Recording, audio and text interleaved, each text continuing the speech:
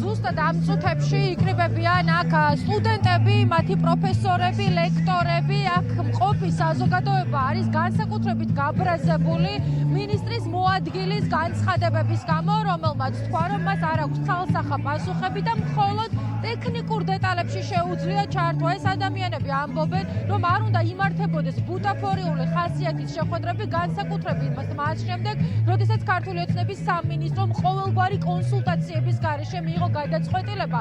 ბოლო ცნობას მოგაწვით იმასთან დაკავშირებით, რომ 4 საათზე ექნებათ მათ პრეზენტაცია, გარკვეული ტიპის საზოგადოება იქმნება ტექნიკური უნივერსიტეტების წარმომადგენლების, რომლებიც უკვე ქმედით ნაბიჯებს გადადგამენ და დაიწყებენ ბრძოლას საკუთარი უნივერსიტეტის გადარჩენისათვის.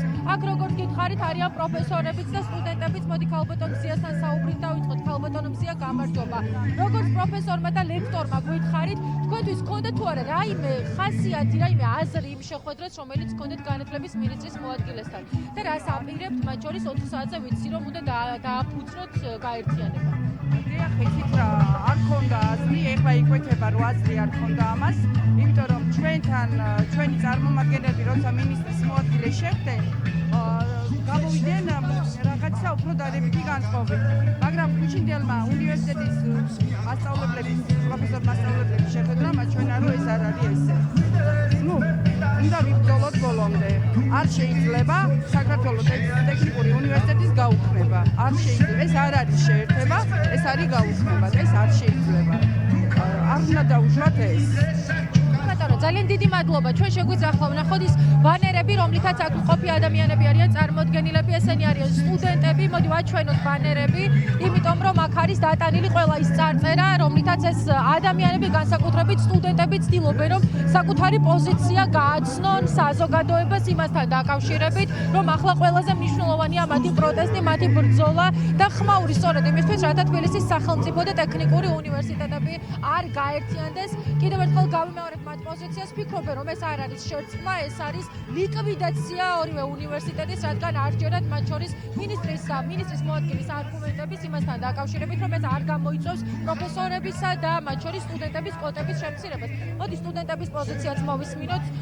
მე მინდა ვატო გკითხოთ, თქვენი მიმართულება, როგორც ვიცი, არის სპეციფიკური და ტექნიკური უნივერსიტეტი უზრუნველყოფდა მთელი ამ დროის განმავლობაში, თქვენი სტუდენტების განმავლობაში, თუნდაც იმ სასწავლო პროგრამების გათვალისწინებით, რომ შესაბამისობა ყოფილიყო თქვენს საჭიროებებთან.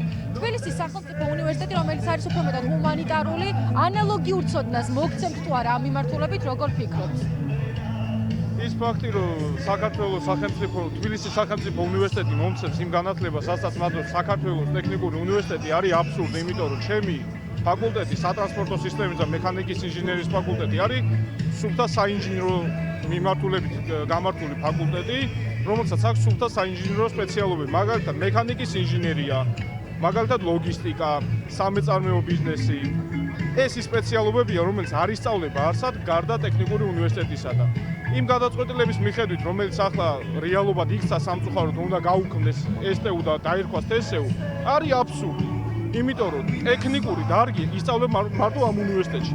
როდესაც უნივერსიტეტი მიმართულია და ორიენტირებულია იმაზე, რომ ჰუმანიტარული სპეციალობები იყოს მასზე მაღალ დონეზე, ის ტექნიკურ საგანს და ტექნიკურ ფაკულტეტს ვერანაირად ვერ გაუძღვება წინ.